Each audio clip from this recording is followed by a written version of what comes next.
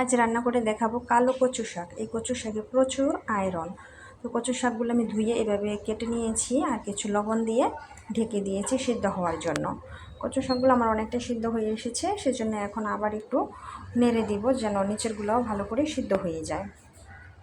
তো কচু শাকগুলো আমি অনেক অনবরত নেড়ে গেছি যেন নিচে আবার লেগে না যায়। আমার এই কড়াটা আবার একটু পাতলা, সেজন্য। তো কচু শাকগুলো নেড়ে আবার ঢেকে দিয়েছি, একটু পর আবার ঢাকনাটা খুলে নেড়ে দিয়েছি, কারণ কচু শাকটা সিদ্ধ হবে, তাই না? কচু শাক সিদ্ধ হয়ে গেছে। তো এখন আমি কড়াইতে সাদা তেল দিয়ে 2টা এলাচ দিয়ে তেজপাতা দিয়ে দিয়েছি। এখন দিয়ে দিব আস্ত জিরা। জিরাগুলো আমার হয়ে আসছে, এখন আমি গরম মশলা দিয়ে দিলাম। 2টা শুকনো মরিচ দিয়েছি, 2 থেকে 3টা দিলেই হয়, আমি 3টে দিয়েছি। কাঁচা পেঁয়াজ কুচি করে দিয়ে দিয়েছি।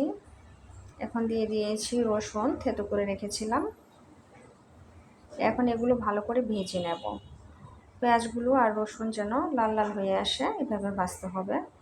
তো দেখুন আমার রসুন পেঁয়াজ লাল লাল হয়ে আসছে। এখন দিয়ে দিচ্ছি পরিমাণ মতো হলুদ, দিয়ে দিব জিরা গুঁড়া আর কিছু ধনিয়া গুঁড়া। এখন অল্প পরিমাণে একটু জল দিয়ে মশলাগুলো ভালো করে কষিয়ে নেব।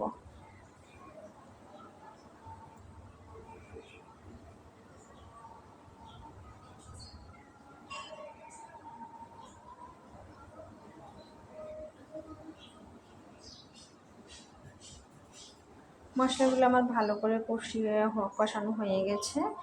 এখন যে সিদ্ধ করে রেখেছিলাম কচু শাক, সেগুলো আমি দিয়ে দিচ্ছি। এই কচুগুলো কালোই থাকে, কারণ হচ্ছে এই কচু অনেক আয়রন থাকে।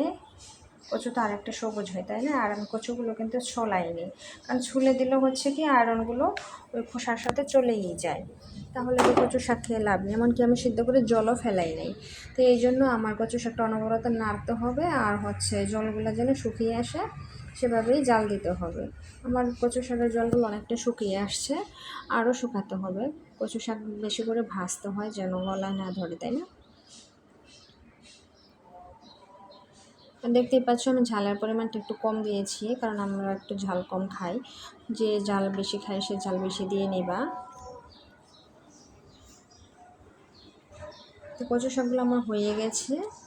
এখন আমি একটা পাত্রে নামিয়ে নিয়েছি। দেখো কচু শাকগুলো আমার জলগুলো কতটুকু শুকিয়েছি। ওকে।